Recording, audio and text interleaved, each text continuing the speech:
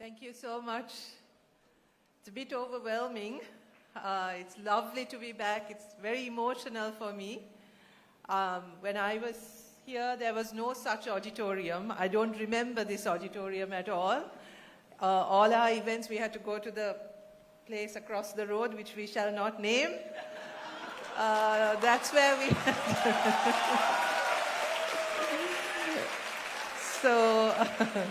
So it's great that Hindu College has its own auditorium now. So it's lovely to be back. Thank you for the wonderful warmth with which I was received.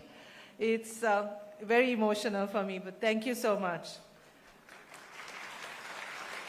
Shri T.C.A. Rangachari, Chairman of the Governing Body of Hindu College, and all the distinguished members of the governing body, Professor Anju Srivastava, Principal, members of the faculty, fellow alumni, dear students, guests, ladies and gentlemen.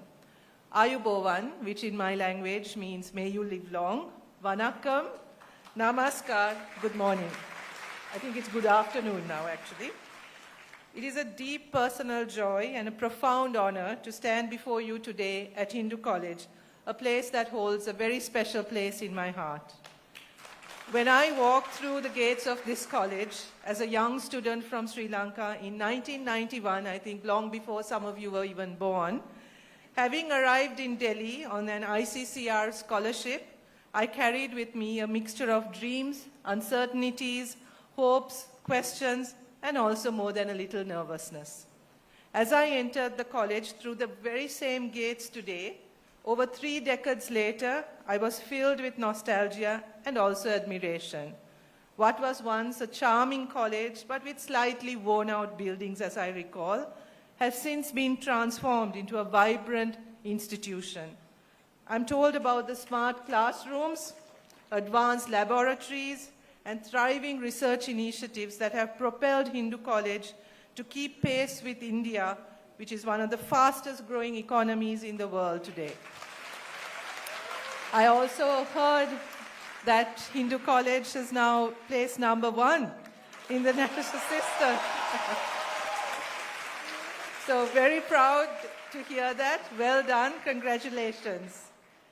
30-something years ago, when I was a sociology student, navigating the vibrant yet somewhat overwhelming streets of Delhi, the city was on the cusp of transformation.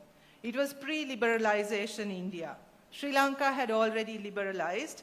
India was making a much more gradual transition, and I remember arriving here and Pepsi had just begun, and that was seen as a big deal then. I remember the conversations that we used to have at the time, not just in the classrooms, I would say, especially not in the classrooms, but more on the lawns, over endless cups of Jai Singh's tea, chai, about social structures. Jai Singh's lawn still remains, but I don't think he's here any longer. I'm sorry to hear that. About all those conversations we had about inequality, feminism, human development that felt both urgent and necessary. Politics and myriad other subjects, films, drama, theater, we talked about everything. Of course, as young people, starry-eyed and idealistic, we naturally thought we knew it all. And that changing the world was an easy task, and all we had to do was leave Hindu College and get out there, and the world was ours. I also recall some of the discussions in sociology and the deep realization that understanding society meant understanding people, their struggles, their aspirations, their resilience. Just as much as I'm thankful to the government of India for making it possible for me to study at Hindu College, I'm grateful to all my teachers, one of whom is still here, Miss Achala.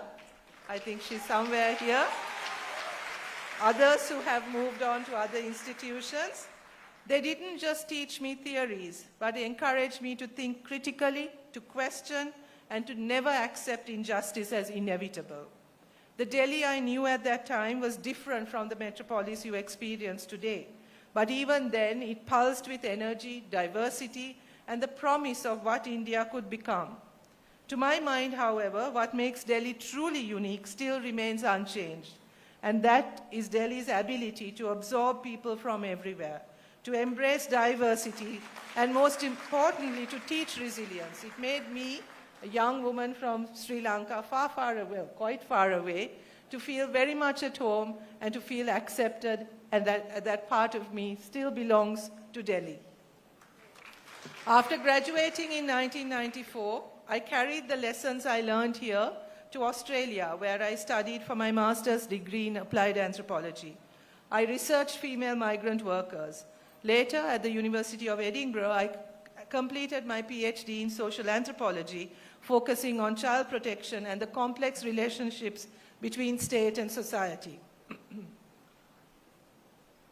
Reflecting now on my academic journey, whether it was teaching sociology at the Open University of Sri Lanka for over a decade, or conducting research on dissent, social justice, discrimination, youth issues, and human rights, I think the academic bearings that were instilled in me at Hindu College were never far from me. I spent years in the humanitarian and development sector, working with marginalized communities, conflict-affected communities, female-headed households, and children living in conditions of exploitation and abuse. I engaged in trade union activism through the Federation of University Teachers Association, fighting for education rights and academic freedom.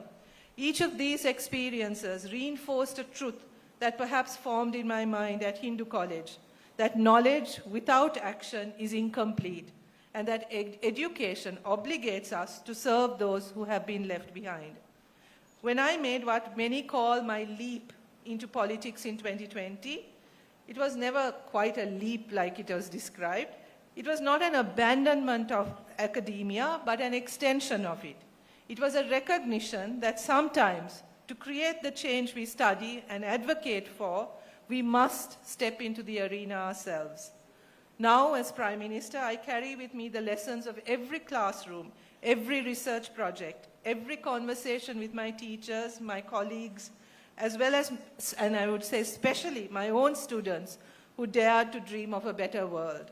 I have not forgotten them, and I have not abandoned them.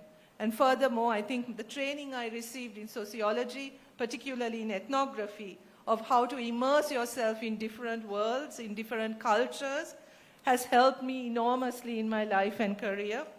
And especially, I think, in the work that I have to do in Parliament, where I'm constantly reminded that, Parliament is also like a field site that I have to immerse myself in.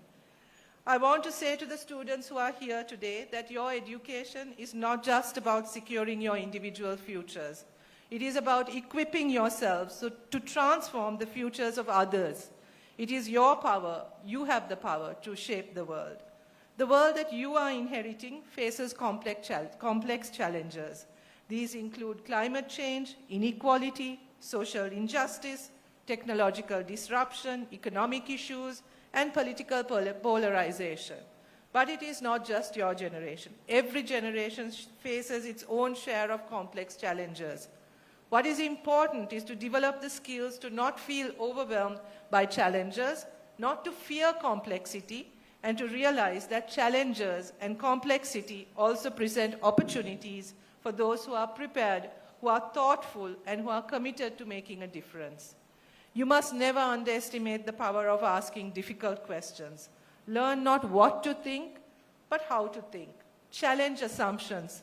Question established narratives. Seek truth even when it is uncomfortable. Be curious, learn from disagreement, but above all, learn to disagree without hating.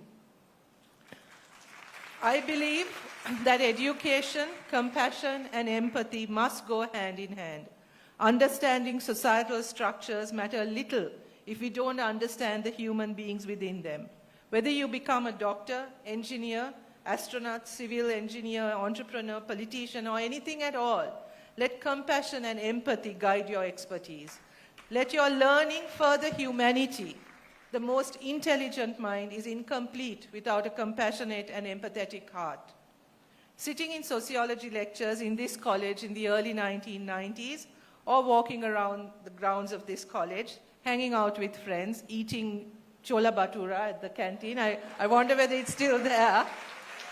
I never imagined that I would one day serve as Prime Minister or that I would one day return to this college to speak to you as the Prime Minister and Minister of Education of Sri Lanka. The point I want to make is that life's path is rarely linear. Be open to unexpected opportunities and have the courage to step into roles that may sometimes feel bigger than you think you are ready for. This was very pertinent advice that I received when I was offered this opportunity to take on politics as full-time profession.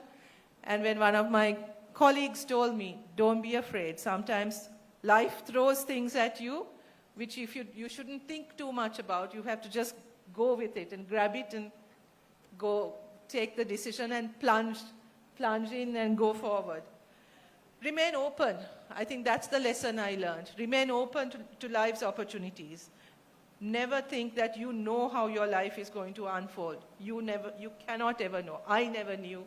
And I think that is the most wonderful thing about life and about what we are equipped through education to be able to face. Also remember that democracy is not a spectator sport. It's hard work. Active citizenship means more than just voting or commenting online or presenting your opinion on Instagram, on Twitter, or whatever else social platform you're on. It means engaging with your community, standing up for justice, and contributing to the common good in whatever capacity you can. The beauty of democracy, something that India and Sri Lanka share in this region as unbroken democracies since independence, is that ordinary citizens like me, like you, shaped by public education and shared struggles, can rise to serve their nations. I want to also urge you to always build bridges in whatever context you're placed. Don't build barriers, whether it is within educational institutions, homes, offices, between nations, or communities. Remember to always find ways to collaborate and partner. The sustainable future of our countries, regions, and indeed the planet depends on collaboration and partnership. For me, returning to Hindu College is also so much about the India-Sri Lanka relationship. 22 nautical miles of the ocean, the Pork Strait, separates our two countries. But what unites us is so much more. Our relationship, rooted in civilizational, cultural, religious, and historical ties, stretches back more than 2 millennia. And I should also add cricket. And strange, when I first came, when I was here in 1991, whenever I said my name, they would also, inevitably I would also ask, Jayasuriya, do you know Jayasuriya? I said, I mean, our country is very small, but we don't know each other that well. But I was inevitably asked, do you know Jayasuriya? We are asked, as strange as it may seem, our civilizational bond